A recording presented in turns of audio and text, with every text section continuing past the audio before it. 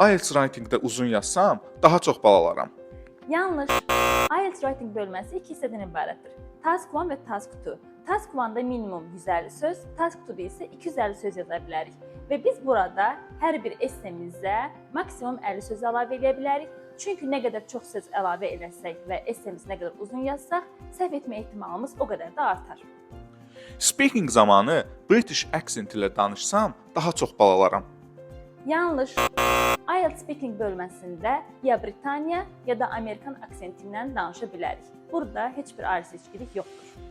Listening bölməsində audionu 2 dəfə saxlamaq olar. Yanlış. Bizim sadəcə olaraq bir dəfə dinləmə haqqımız vardır. İkinci dəfə dinləyib sualları cavablandıra bilmərik. Reading-də hər sözü başa düşməsəm, uğursuz olaram. Yanlış. IELTS Reading bölməsi bizim lüğət bazamızı deyil, mətni oxuma, anlama və analiz etmə bacarığımızı, həmçinin sözləri kontekstdən anlama bacarığımızı ölçür.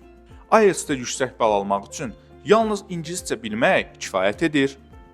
Yanlış. IELTS imtahanı yalnızca bizim ingilis dilində bilik və bacarıqlarımızı deyil, həmçinin vaxtın idarə edilməsi, strategiya və analitik düşüncə qabiliyyətimizi ölçmək üçün nəzərdə tutulmuş beynəlxalq imtahan növüdür. Hər kəsə uğurlar.